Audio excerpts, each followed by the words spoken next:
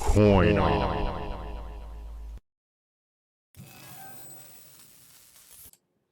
Hello, YouTube coin community. This is Robert with CoinOp. Okay, everybody, I am done with my fire project that I have been doing. Yes, it's been a long time.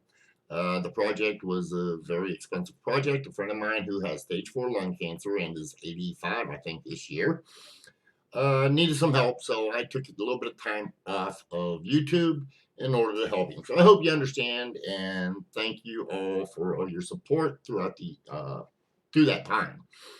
Okay, we're going to be doing a couple of years in review. We're going to start that up again. First one we're going to do is 1936. Now I'm going to stick with the Lincoln Cent series. The reason I'm going to do that is because I took and I happened to purchase a couple of old rolls of Lincoln Cents. One's a 1936, the other's a 1937.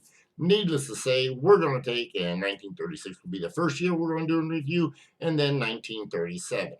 Now in February, we're going to do a live episode of a roll reveal. We're going to look at the rolls. We're going to take, I'm not certain exactly what we're going to do as far as if we're going to sell them or what, but we will be searching them for variety. So I'm going to take in for 1936. I'm going to give you the top 3 that are recognized by all the grading companies that if you happen to get one, you can take and submit it, and they will grade it in all grades. These happen to be, I'm hoping that the original rolls are all BUs, and I'm also hoping that we find a bunch of the Viva Stanton 101 from the Cherry Pickers Guide. So, with no further ado, we're going to take and I'm going to give you a little bit of what was happening in 1936, and then we will look at the coins. So, see you shortly. In 1936, an ounce of gold would have cost you $34.87. A gallon of milk, 47 cents. If you used to get a dozen of eggs, that would have cost you 37 cents a dozen, and a loaf of bread was 8 cents a loaf. Now, the price of gas was between 10 and 19 cents per gallon, and a new car, depending upon the model, would have been between $575 and $660 for the deluxe model. A home back then, the average cost was $3,926. However, it most likely would not have included this nice deluxe kitchen that I seen a picture of. The United States was coming out of a depression, and Franklin Delano Roosevelt took and was elected a second term after his first term was actually a pretty good term, and unemployment at that time was at 16.9%. Now also in 1936, the Olympics was held in Berlin, Germany, and Jesse Owens was a star there. He dominated the track and field events at the Berlin Olympics. He won a gold medal in the 100-meter race, the 200-meter race, the 4x100-meter race, a gold medal in the long jump, and he broke or equaled 9 Olympic records, and he also broke or equaled 3 world records. Owen was hailed as a hero by the people when he returned home to the United States. The Zippo lighter was invented to where it wouldn't go out in the wind, and talking about wind, Gone with the Wind was the top American fiction bestseller in 1936 and 37. If you'd like, you can pause the video right here. This is some of the people that were born in the year 1936. A lot of good names on there. You might want to check them out.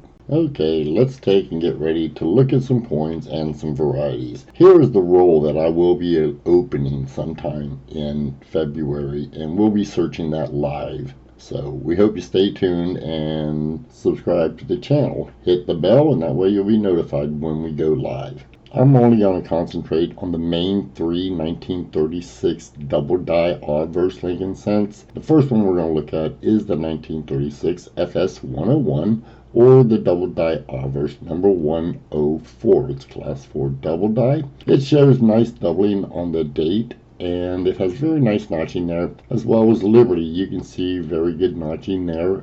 In God We Trust has got a lot of nice doubling up there as well. It's just drawn all over the place. For red examples of this coin in PCGS, they start out in a 64 red at $5,000 and goes all the way up to $45,000 in an MS67 red. Now the record for this one was held on 8/4 of 2007 at a Bowers in Marina for $19,000 $378 for an MS66 example. The next double die we're going to look at is the FS102, or the 1936 204 plus 8 plus 5 clockwise. On this double die, the spread is real strong at the date, the tie, and the folds in the coat. Not quite as strong, but it is nicely doubled on Liberty. And then when you get up to In God We Trust, there's a very light rotation on the RUST of Trust. PCGS has this listed in a 63 red at $550, and it goes up to $5,000 in a 66 plus. However, the record on 12/4 of 2008 at a Heritage auction, the MS66 sold for $21,850. Now the last one we're going to look at is the FS103, or the 1936 double die Avers 305 and its clockwise rotation. Now this is an interesting coin.